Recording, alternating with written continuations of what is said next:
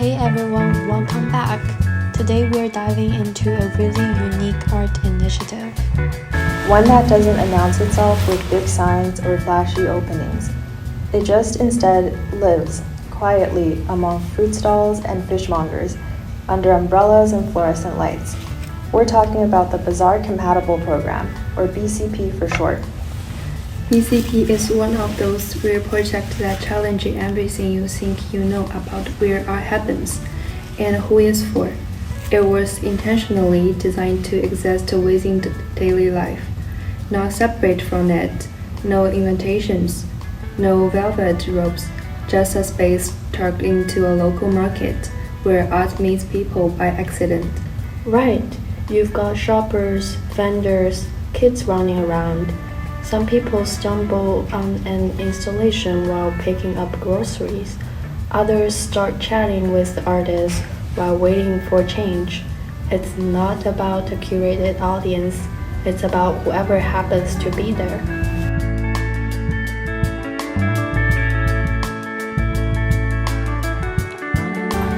And that's part of what makes BCP so memorable. It dissolves the line between art and life. The local people, vendors, passerbys, elders, become part of the artwork just by engaging with it in their own way. Some might ignore it, some are curious, and some help maintain it. And all of that is valid. Totally.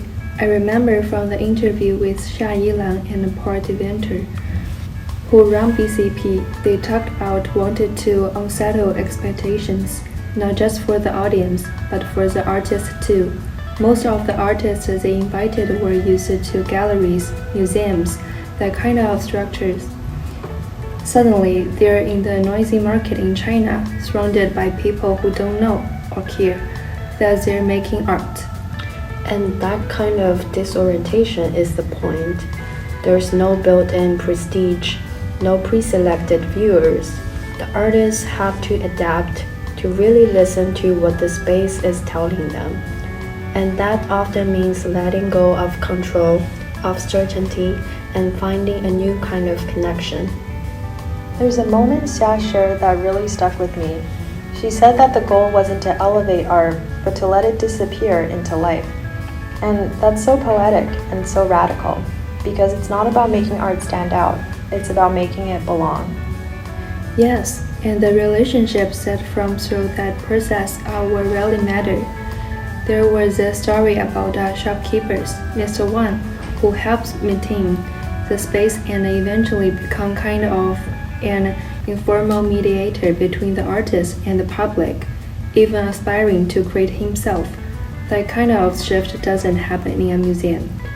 It's interesting too how Bazaar Compatible Program grew with the people around it, like the children who lived nearby. They grew up seeing this ever-changing little space in the market. That's their baseline. For them, art isn't something you go and see once a year in a school trip. It's just part of the neighborhood. That intergenerational presence, that constant exposure, it's so different from how most socially engaged art is framed. A lot of it still lives inside institutions. It's participatory, yes, but within controlled environments. But BCP threw all of that out the window. Exactly. It's not about curating an audience, it's about discovering one, accidentally, organically, and because of that, people related to the work in wildly different ways. It's not top-down, it's a shared authorship between artist and audience.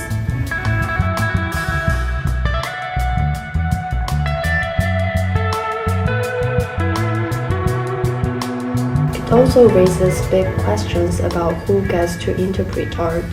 Is it the critic in the journal or the grandmother buying tofu who stops to ask, "What is it?" and then offers her own story in return? That kind of exchange, unfiltered, unrehearsed, is what makes BCP feel so alive. It's not just socially engaged art, it's socially embedded art, and I think that's an important distinction. It reminds me of Nicole Laborate's idea of relational aesthetics.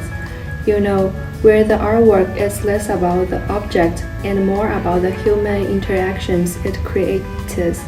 But I think BCP goes even further. It's not just sparking interactions, it's shaped by context, by the reason of the market itself.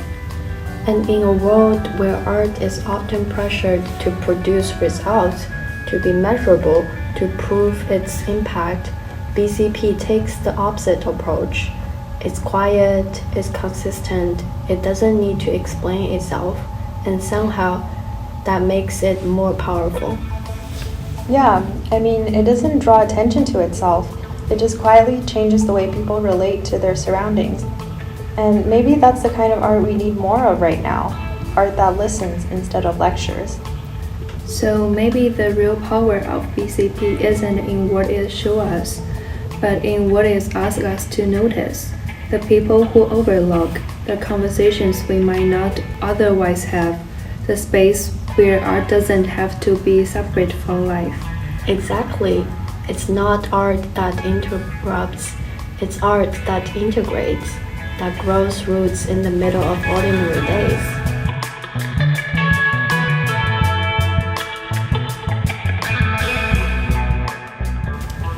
Well, thanks for tuning in today. We hope BCP sparks something for you too. Maybe a new way of seeing what's already around you.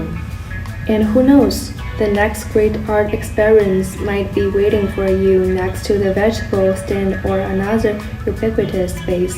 We are so curious to hear your thoughts.